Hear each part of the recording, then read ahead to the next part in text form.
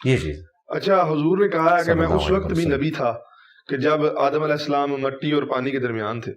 تو ہم تو انہیں اولین والآخرین مانتے ہیں, تو آپ تو اس کا انکار کرتے ہیں کہ آپ تو کہتے ہیں کہ جناب حضور جو ہیں اسی وقت پیدا ہوئے جب آپ 12 ربیع الاول کو دنیا میں آئے, اس سے پہلے کوئی وجود نہیں تھا. اس نہیں تو آپ بھی یہ مانتے ہیں کہ نبی صلی اللہ علیہ وسلم کا کوئی وجود ظاہری جی جی یہی بات ہے نا.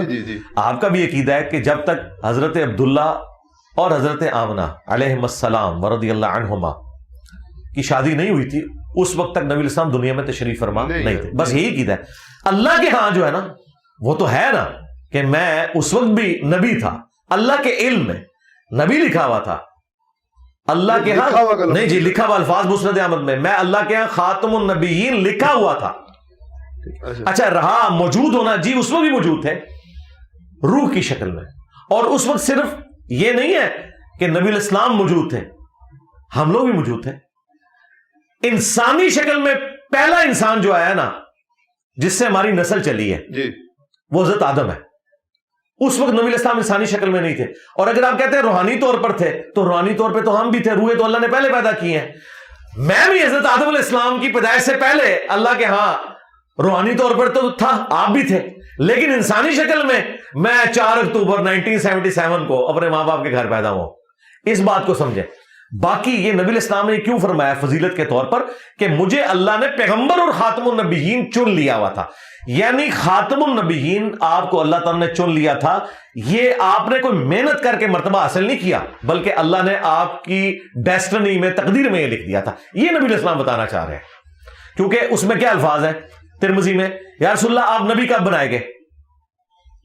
تو آپ صلی اللہ علیہ وآلہ وسلم تو 40 سال کی عمر میں مبعوث ہوئے, صحابہ کو پتا تھا, لیکن آپ نے کیا فرمایا میں اللہ کے ہاں اس وقت بھی نبی تھا جب آدم مٹی اور پانی کے درمیان تھے. وہ اللہ کے علم میں فزیکلی موجود نہیں تھے. اچھا مجھے بتائیں اگر فزیکلی تھے تو نبی علیہ السلام کے جد امجد ہم حضرت ابراہیم کو کیوں کہتے ہیں؟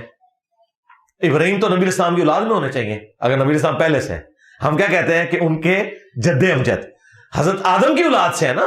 نبی علیہ السلام فرمایا نا میں اللہ کے ہاں خاتم النبیین لکھا تھا جب آدم علیہ السلام مٹی اور پانی کے درمیان تھے. میں دعائے ابراہیم ہوں, میں عیسیٰ کی بشارت ہوں, میں اپنی ماں کا وہ خواب ہوں جو انہوں نے پیدائش کے وقت دیکھا کہ ان کے لیے شام کے محلات روشن ہو گئے.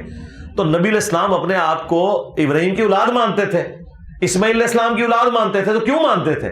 تو بیگوٹن اعتبار سے نبی علیہ السلام حضرت آدم علیہ السلام سے پہلے نہیں ہے, وہ آخری نبی ہے.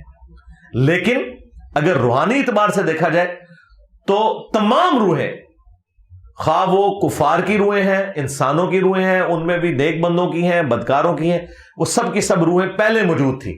وہ روح جسم میں جب آئی ہے نا, پہلا جو انسان ہے وہ آدم علیہ السلام ہے. ہاں, نہ حضرت ابراہیم ہے, نہ حضرت موسیٰ ہے, نہ حضرت عیسیٰ ہے, نہ نبی صلی اللہ علیہ وآلہ وسلم ہے. انسانیت کی ابتدا جو ہے حضرت آدم علیہ السلام سے ہوئی ہے. ابھی میں وہ سائنٹیفک بحث نہیں کر رہا کہ حضرت آدم علیہ السلام سے پہلے انسان کس شکل میں تھے, ان انسانوں کی بات نہیں کر رہا. جو پراپر جن کو اللہ تعالیٰ نے خلیفہ بنایا ہے وہ آدم علیہ السلام ہے.